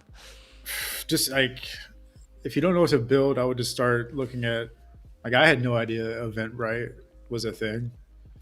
I had no idea like HubSpot was or what it was exactly. Yeah. I would just start looking at all these monoliths of services and create a free account. You know, start just whatever the service is, make an account for that. Build an application that interacts with that, and that's Yeah, probably going that's to a good teach you a idea. lot. I Good mean, practice. interact with an API. Like that's what you're going to be doing anyways. That's actually a good And idea. then I kind of yeah, just like I talked about it, but in passing, because the assumption is that like, of course, everybody knows that, but not everybody like is like kind of like I didn't know that when I first started out, and just for me to like think that everybody knows it now is kind of like stupid. But like this idea, like if you're building an application, like there's a lot to learn. Like you said, find an API or a service that you like and build an app around it that integrates and uses that service to solve like or problem or just to show stuff or do stuff. Like I think that's a good idea Yeah, because you are going to learn a lot of the stuff without having to, do not say like too much backend development, but you could get away where you just use the API for all the needs and you could just start with front end first. It's yeah, it's a good way and to learn then for sure. that'll give you some ideas on like what else to build. Is like see what's built already, Yeah. and then either try to improve it or build something that well yeah that's the same thing. Yeah, So yeah. yeah, like you made more progress on your application than I did on my Tuesday night stream application though. That's But good. like That's good. And I cheated. I didn't even write the API like from scratch. I used Strappy, uh, you know, but which like is I it's yeah funny. I have an idea for a project though that I Yeah. think people would like. Yeah. But I don't know. Like once classes start, like I'm taking operating systems too, and then 3D graphics, and then a couple other electives. Um, Yeah. and it's just like I don't know. There's so much that I'm doing. Like I want to build. And it's like we're also looking for help like with this project. Like once I get the subscriptions handled and the membership, like the monthly membership and um, the members showcase based on their subscription type. I'm going to want to have someone who is at a certain level that can like kind of I can offload some of this work to.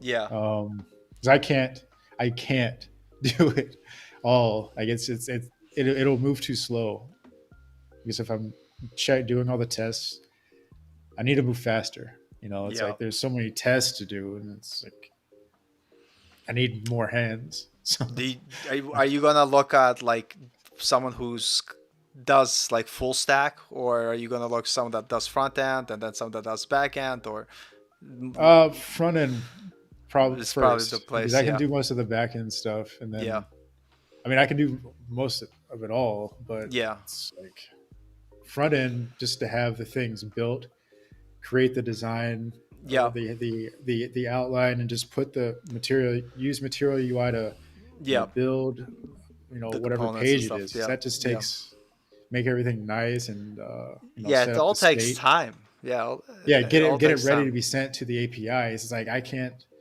You need a team to build these Yeah. things fast, and that's the most important part is building something fast. Yeah. It's like And go that's fast. If you take more than a year to build it, it's like well, you someone can't else is get. gonna do it. Yeah, especially if it's a new idea, like for sure. But I've been at a company where they've been like stuck in development hell forever, and the running joke with the development, and it's not the company I work at now. The running joke with the developers there is that, you know, they'll guarantee their job because they'll never like actually deploy, and they'll constantly have to just develop, and it's been like that forever. And eventually I just You're left losing because I money. was like, yeah, I don't even know how the guy stayed in business. But eventually I left because I was just sick and tired working on something like that. It's not going to deploy it. Like I started at my current company and 4 weeks of like full-time work, we're close to like deploying our application, like minimum viable product. Obviously there's like a lot of features that we'll have to add later, but like they're constantly pushing to deploy, to deliver, because if you can't deliver, you can't sell that service to a Yeah, customer. That's going the goal is because to make money. yeah, right, Have a exactly. product Also, that helps people don't people that understand, makes and so money. if you can't deliver that application, you're being paid off like being either the business losing money or they're subsidizing from one of their other products Right. that they have. Because unless they could put a customer on it, and that was kind of like the idea for this like Tuesday night stream. I wanted to create an application that I could actually have real users, and I want to deploy it and have real users use it and complain about it, but whatever. But like, I want to actually have an app that I could say, I built this app and deployed it, and it has Yeah. X amount of users. It has 5 users because they all feel bad for me, but whatever. I think like that goal of delivering is super important. Um, Yeah. yeah. I think it'd be cool if like we all got like a group of people together just to build something like that. I Yeah, mean, I'm always down for that. yeah. Like if Um, you have time, like I think like yeah, I don't like overextending for sure, but I always do yeah, anyway. But Mhm. like having like you, me, and like a bunch of other people, and have like a project that we work together on, I think it would be like a good learning experience for people watching as well, because they get to see stuff that you don't get to see, like what it's like working with other people, what it's like, building a big app when, and different people working on different using parts of it. using Git with using Git Yeah, with using multiple Git. people. Yeah, You Git with multiple pull people. That's requests. yeah, Yeah. pull requests 100%. So this is the funny thing. Like the company I worked for, they did not do pull requests at all. Tell- Yeah, think about that like statement. Like that doesn't even register in people's mind that understand the importance of not breaking stuff, because like anybody could have merged their code into whatever like main branch if they wanted to. Like they yeah. had that ability, and that's like so crazy. You just don't do that. Luckily, like at my company that I work at now, we have good Git flow. And what's funny, like I wasn't like super expert at like working with Git, but I did know pull requests. I did understand how to basically do that and like maintain. And that was like my kind of thing. I went to my boss. Is like, I think we should implement Git, and he's like Git and pull requests and make sure that people check. Like we never had code reviews. Like I get it if you're by yourself. Like how are you gonna like you review your own code? But if you work on a team, before you merge a branch into master or into like development, like into like whatever the deployed app, you got to make sure people like look at it and review it. That's pretty insane. Um, Yeah. Here's a great question. Thank Ahmed for asking that. He said, how much of what you learn in CS is applicable to the project or jobs that you've done? And be honest. Like, don't say like everything I learned was applicable, because I know not everything you learn is applicable. I'm going to like, even though you could say that, Everything. that's such a general Everything. general blanket statement. All of Because it. I took knitting class. It was also applicable to this project. I mean, Okay, like if we rephrase it, what percentage of your CS degree um, that you feel like if you only learn, let's say 20% or 30%, 40%, that you're going to be job ready to do stuff like this? I mean, without Like you're not data writing structures, yeah, like like data structures. assembly. No, no, but like I don't know, without certain like without the algorithms class CS 325. Yeah, and you can learn algorithms anyway, like and time complexities, but I would have never really consciously considered the effect that my requests have on both my API resources Yeah. and the API resources I'm querying. Because Yep. things like that this comes into play when I was interacting with Stripe. So Stripe has this one thing where you don't attach a price to a product. The prices are a separate endpoint that Okay, you so you have then to make a attach request. products to. So Oh, you okay. have so if you don't know, you would make two API calls to the products and prices and kind of do a double for loop, which would be polynomial time, um, complexity, not good. Yeah. Better yet would be linear time, and Stripe gives you certain expandables Yeah. where you can anyways, like just like things. So I don't have a certain percentage, but um, the whole seriously though, like the whole almost every CS class has something applicable because I know what's going on under the hood Yeah. when I'm Yeah. So you using have like Node. It's like all of it, like on a real note, all of it, because I understand more so what's going on, and I'm not taking for granted the tools that I'm able to use to create these. It's like I'm I understand what's it's going on. yeah It's like it's so. I think it's all important, It's like even though being a I'm not using mechanic it. who knows like how the engine works, even though like you Yeah, don't have to build the engine yourself. No, and I totally like value that for sure. And I think like yeah, in terms of like what you need to know to get a job and to be productive versus like what do you need to know to understand why you're doing what you're doing at the job that you have. I think that's kind of yeah. like it's funny. Ahmed says it seems like it's a lot of self-study even for you, meaning Yeah, that you're in school but yet you self still have to self-study. And yeah, like yeah, that's the joke that yeah. there's so many like self-taught developers that They don't don't have just hand you a degrees, degree. but at the end of the day, like everybody's a self-taught developer because at some Yeah, point, yeah, you have your teachers to guide you, but there's that journey that you take through building stuff that and self-learning that you have to do yourself. yeah. Um, Like in our recitations, our labs, yeah, before, because I was at actually, university a year before COVID. yeah. And I only took 2 terms, and I took 1 term off. Spring term, I was like, I'm not taking online classes until we come back to on campus, which we are now. But it's like in our C++ class, they took away internet for us, and we had to write everything from memory Oh my on. God. And they gave us our laptops. It's like they'll test you, and that's like just the ability to learn. Just like, yeah, it's definitely, you don't just take your class, and you got to learn it.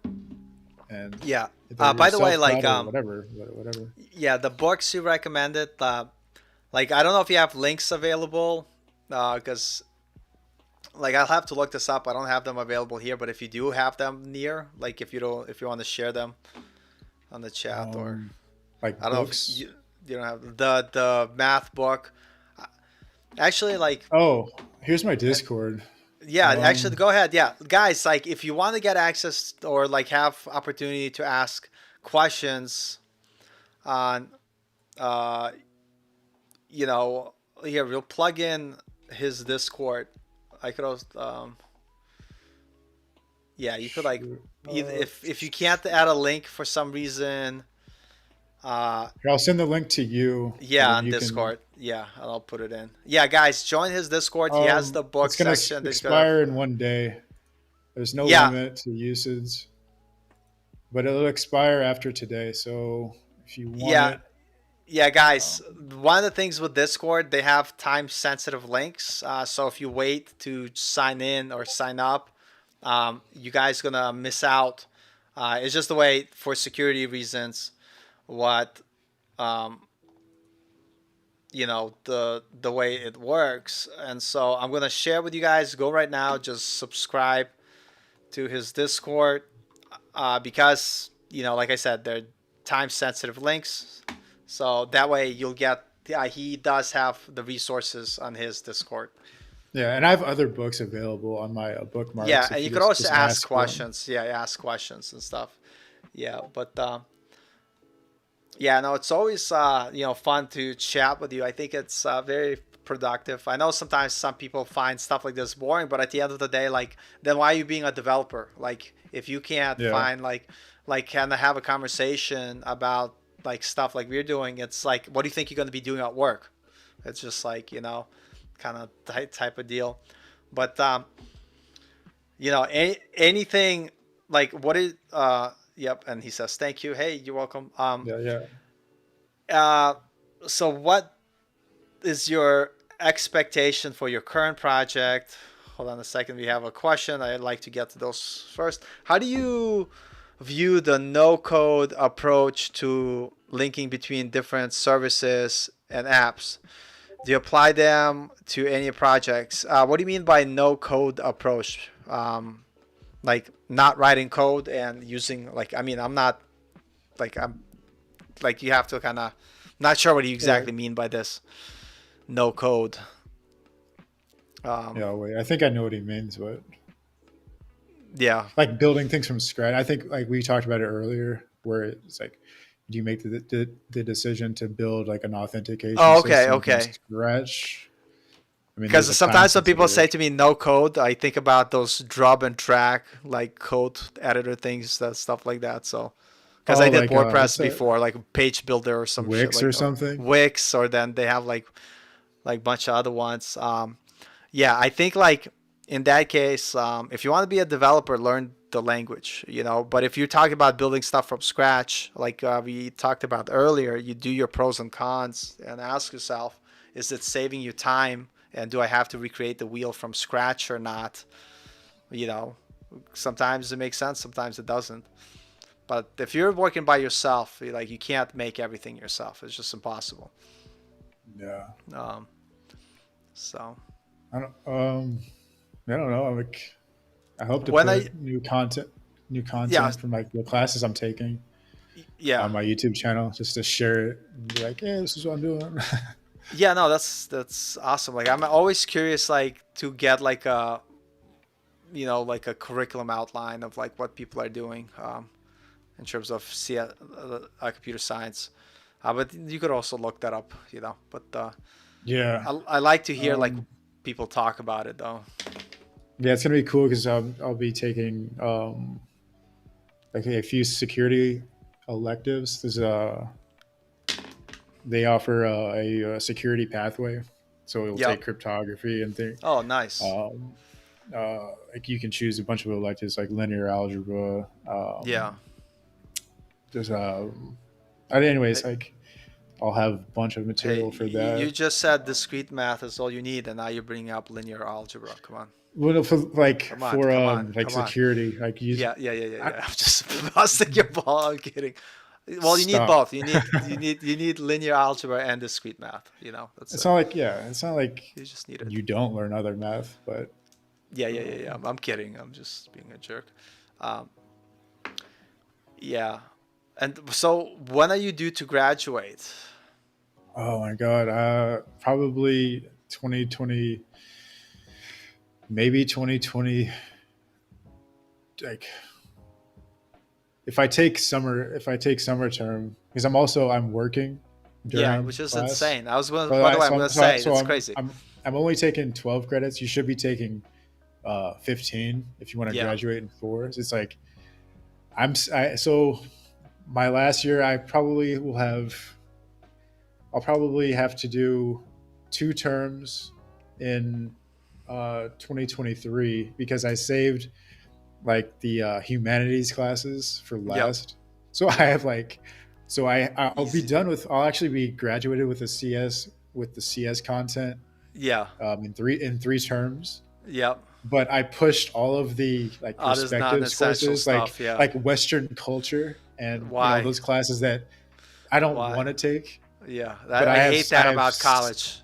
I hate that yeah. about It's college. so I have 7 of those to take because I have everything planned out with the academic advisor from now until my graduation. Yeah. I have 7 of those classes to finish, but I'll be done with the CS core classes in 3 terms. Yeah. Nice. So I'm in the Yeah. 400 level classes now. So, So just so people understand, like you go to school and like 12 credits, was that like 3 classes a yeah, it's semester? full time, but yeah, Basically, yeah. So minimum that's a is lot of 12. work Yeah, already. A lot of work. And then you work not Mhm. as a developer because you need a job. Yeah, yeah. And then you have the side project that you're Money, doing. money. Like, Yep. yeah, right. You need it. And then you have the side project you're building. So, like, how do you manage your time? What do you cut out in your life? I, Like, relationships, yeah, I was gonna enjoy, say like enjoy. enjoyment, you you know. know, But that's the but price you like, pay. That's what a lot of people have to understand. That's like 3 years, whatever. yeah, But like that's fucking it'd yeah. be nice, It's but I don't. There's no time. Like I make time to work out, but yeah. like that's Then the thing I had priorities. to Yeah, sacrifice is you know I I had fun already. It's not like yeah, I don't know what that's like. yeah. You've been And in to the be honest, it's military, kind of nice. traveled around. Yeah, it's kind of nice just to be single. Yeah, So yeah, so nothing wrong with that. yeah. And what like what are your plans for this current project you're working on? Are you thinking it's going to turn up into like more of a stable gig, or um, Um, just taking the it plan, as it comes? yeah. Um, as soon as the subscriptions are done, showcase the basically they're get them what they're paying for, which is the advertising.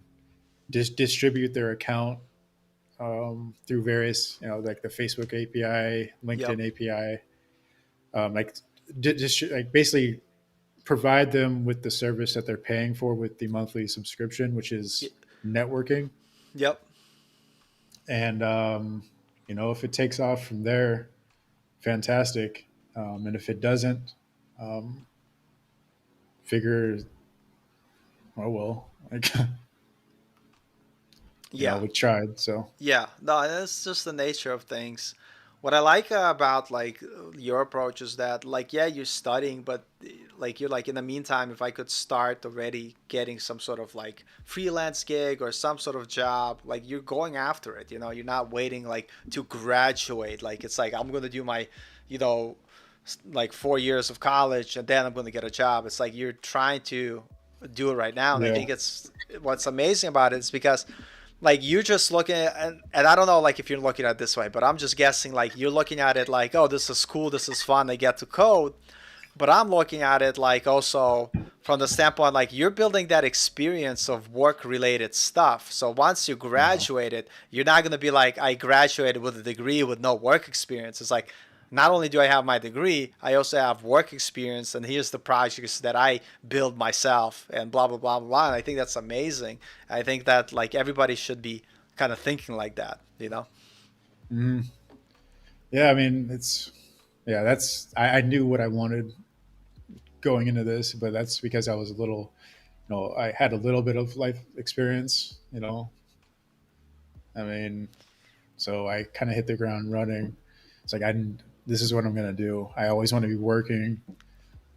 I'm not waiting for the degree to get me a job. Yeah, So that I like that attitude, not waiting for the thing to get you a job. It doesn't have to be a degree. Like it could be like, oh, I need to take 10 courses before I get a job. oh yeah, yeah, No, exactly. yeah, like no, like don't set yourself those type of things. It's like if you don't get a job, continue your degree, continue your studying, continue building your projects, but at the same time be like proactive of making the opportunity happen to you earlier. I think that's super important that a lot of people have to understand. Here's a funny comment. If this show goes a bit longer, maybe we need quantum physics next. Yeah, you need quantum physics, discrete math. You Mhm. need like linear algebra. You need everything. You need to know how to use the abacus because Yeah, it's his power goes out. yeah, in case the power comes out, and you have to be Can you able code to with no computer? yeah, yeah. You need to be able to convert that into binary. And then you got to Mhm. set a bunch of light switches on and off, to represent the bits and the bytes. Yeah, And right. then, yeah, it's funny. Um, so, yeah, that's cool. So I know we've been talking for like a little bit, and I'm always trying to be mindful of people's time. So I really always appreciate, always fun to chat with you, and I love talking about actual like stuff because I'm still a student, still trying to learn stuff. So it's always good talking about the process, what people are doing, and like seeing the code. And so thanks, man, Oh for yeah. always coming on. But any thing, parting wisdom, anything you want to say, or you know, Um, or just talk about anything else in general, why not? I mean, so I got a so on Upwork, someone sent me a like a invite, Yep. and the thing that lost it for me was, and I kind of was like, this dude, I don't want to work with this guy anyways.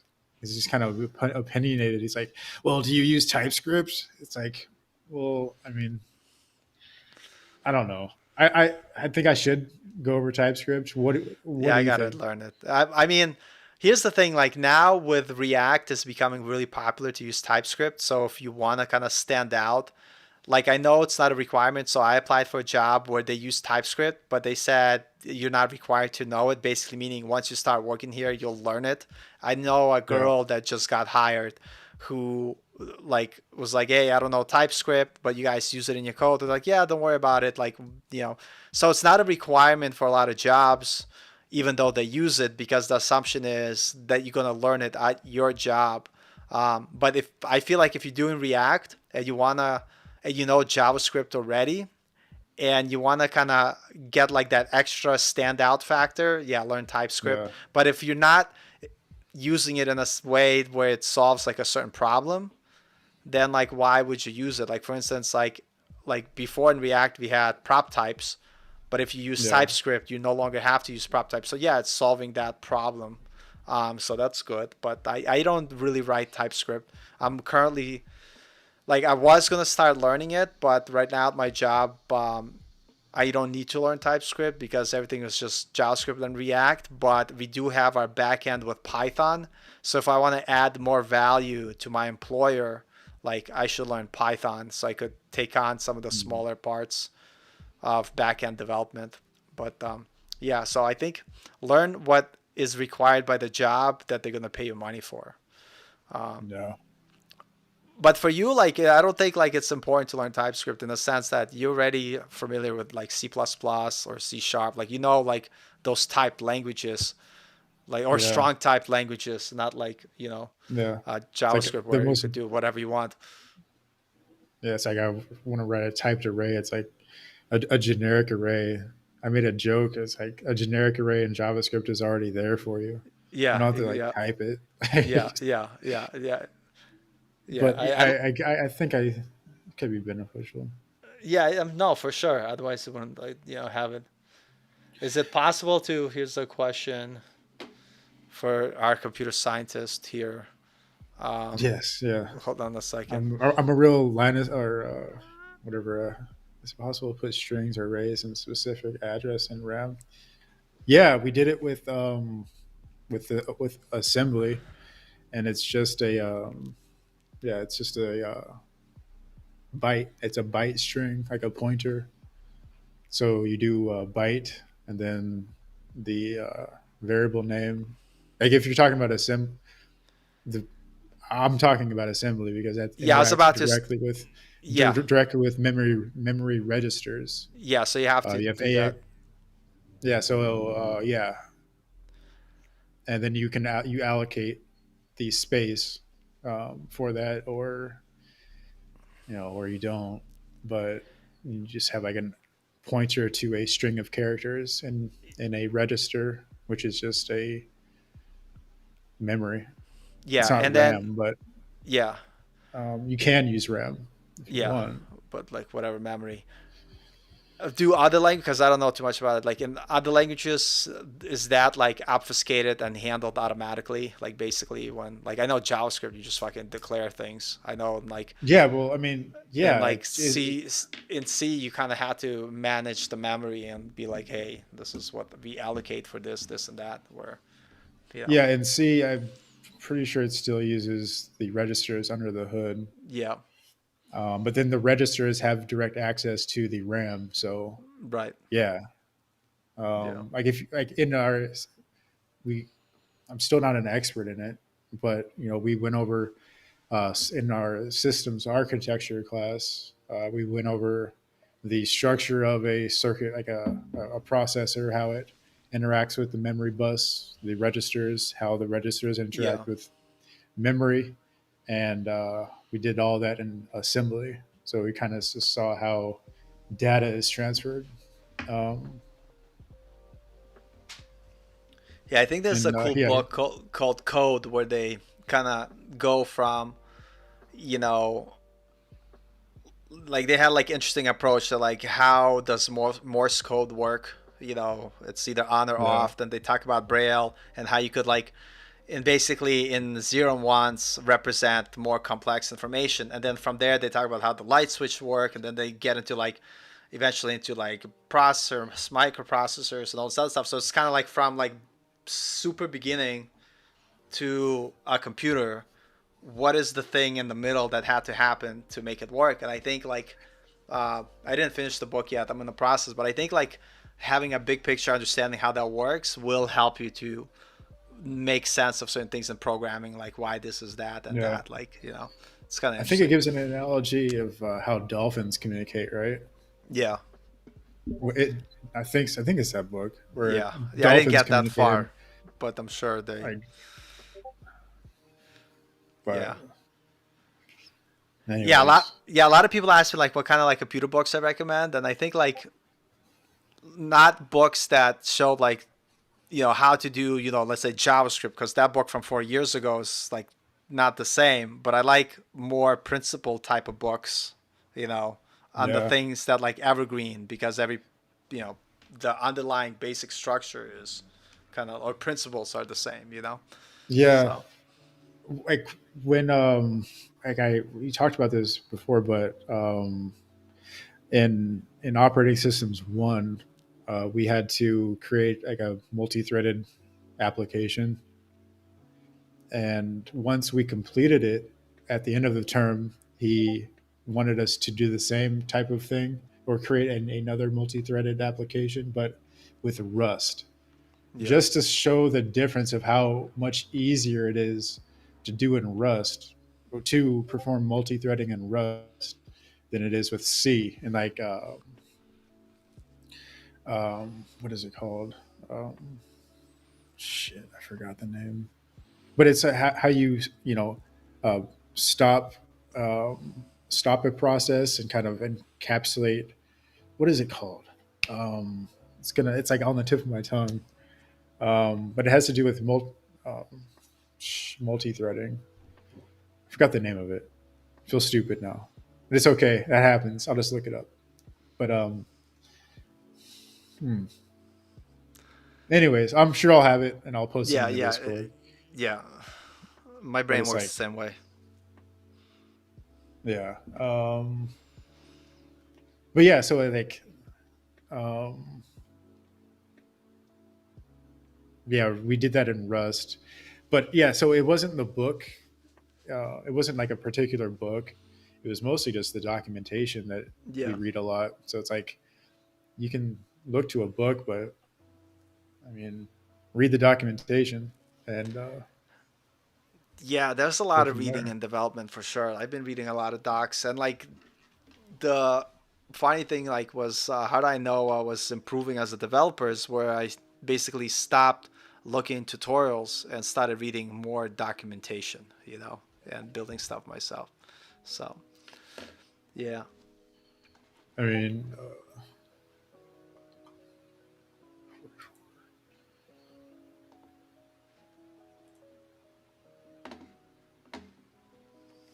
where is it at?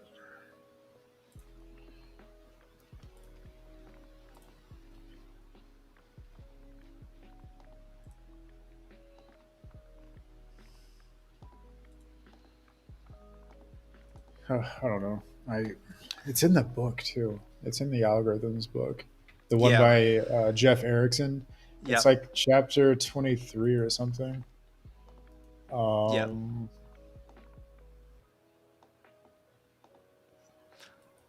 I like how you like very specific chapter 23, and it's like high enough yeah, no, it's number that you read it far. or not,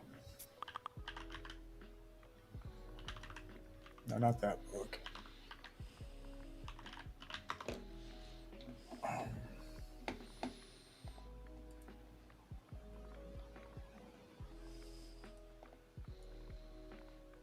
Oh, here it is. Bash. No, it's in. I was. It's in the Linux man pages, right? It's in. Almost left the chat. Uh, Here's a book that if anyone wants to know operating systems and specifically Linux, how the processes work, this is what you want to read right here. And concurrency, where is it at? Yeah, What's it's the name of the book? concurrency and threads. It's not a book. Well, I mean, it is a book. You can buy it if you want to contribute. Yeah. But here it is. Operating systems, three easy pieces. Here, I'll send it to you. All right. Or post it in my Discord actually. And books. Uh, and then I'll send it to you.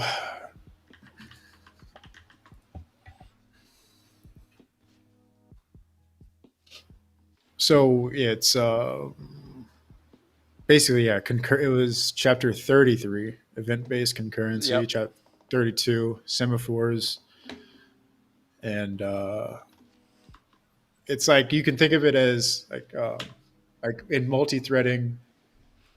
Um, since you have to wait for one thread, if one thread is handling a piece of information, and another thread is waiting on that information, you have think of like a train car, where each thread is a cargo container Yep. that ships the data when it's ready, so that it prevents race conditions, so that Yep. one thing isn't reaching another before it's ready.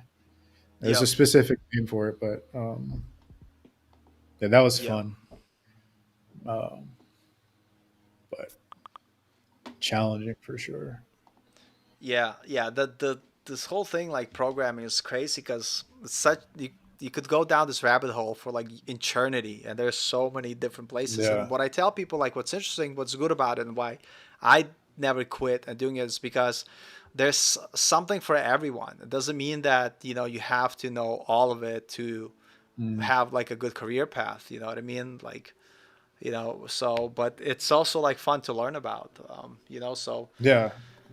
the the thing that really appeals to me from like the standpoint is that once you learn the concepts, once you learn to code, you can't unlearn it. So the knowledge to be productive, to be able to have like a job security, it's always going to be with you because you learned a valuable skill. And I really like that about coding, where wherever you go, it's always going to be with you. You know what I mean? Yeah. So that's why I keep And doing it's it and never stop. yeah, I think I'm gonna, I like to work out, but one thing that I started to really want in my late 20s is I wanted to work out my brain, Yeah, and this is just another workout, that's true and too. it's That's a just good way like to it's like post it. something, Post it. Yeah. yeah. So I think this is probably gonna be something I'm gonna do. I mean, cross my fingers for a Hopefully, yeah, solid, yeah, like a solid dev job. yeah, After I get some like apps built, and then something on the security side or yeah, whatnot. Just and then, but this is like, I mean, I enjoy it, you know, yeah, um, even though yeah. it is It's really, frustrating yeah, sometimes. it's really awesome, and yeah, it is exercise and frustration, but that's kind of like the key, like and that's one of the things. Like I was like, can anybody learn to code?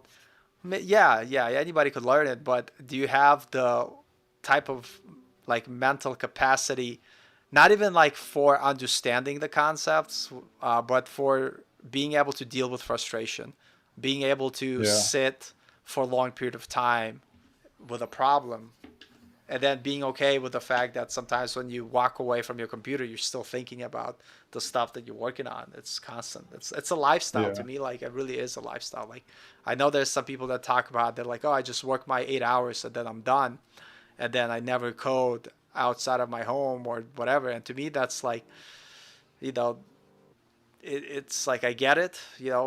I wouldn't. My personality wouldn't allow me to do that. To not eat, breathe code, even though I'm still like learning it. Like yeah, you know, kind of like embrace it as part of your life. yeah. I guess if you could probably do that if you just wanted to have specific domain knowledge, and then you're Yep. just like, oh, I know this whole thing, and it's just a job. I mean, and that's fine. That's not nothing wrong with that. I don't think. Here's a good question. What's the longest you guys have spent stuck trying to solve a bug? uh, sh- I don't know. Well, I mean, as long as you have. I mean, a couple of weeks. I don't know. Yeah, I It was depends about on to the say, like. right. I Yeah, mean, I because don't I know. remember Like, feeling guilty because we had a bug at work and I'm like in week two struggling with it. yeah. And I'm like, am I retarded? Like what is going on? And it's I just the mean, nature of it sometimes. It depends on if like what's happening. yeah, I mean, for classes specifically, you can't have you can't be stuck on a bug for longer than 2 weeks, or else you're not going to complete the project. Yeah. But if you ask questions, you can get help. Like they're not just going to write it for you, but Yeah. learn how you either know how to do it, or you ask questions. Like you're there to learn. Yeah. So they're not just be like, "Oh, you don't know how to do it." No, no one's You, gonna do that. And like sometimes like at work, like there's a reason why like at jobs people assign bugs to, either because I mean, and it depends how significant it is. If it's like super important and super urgent, they'll obviously have a senior person do it. But at my job, when I was working as a junior dev, they would give us bugs that the senior dev like don't want to spend any time with it because they work at a higher rate. So it makes no sense. They could do more like important stuff, so it makes no sense. And so they assign it to yeah, me, knowing that it will take a while to get it figured out, because obviously I'm not a senior dev yet, and and sometimes it does take a while. But I try to keep my bugs minimum to a day, but sometimes you just deal with something that's like the one I have right now at work. It's like it's going like week 2, and I'm like, yeah, and it's so unclear why. Like it's not like it's inconsistent. That's the annoying part about it. It's like yeah. it's not consistently bad because sometimes it works, and that means that there's something else happening somewhere else that is affecting Yeah, that. It's just so annoying. Yeah. yeah. Like for mine with HubSpot, it's not really a bug. It's more of I know that the files are getting sent sequentially to HubSpot, and it's just pausing at the last file. I have a decision to make more so than a bug, whether or not to even use HubSpot to hold the files.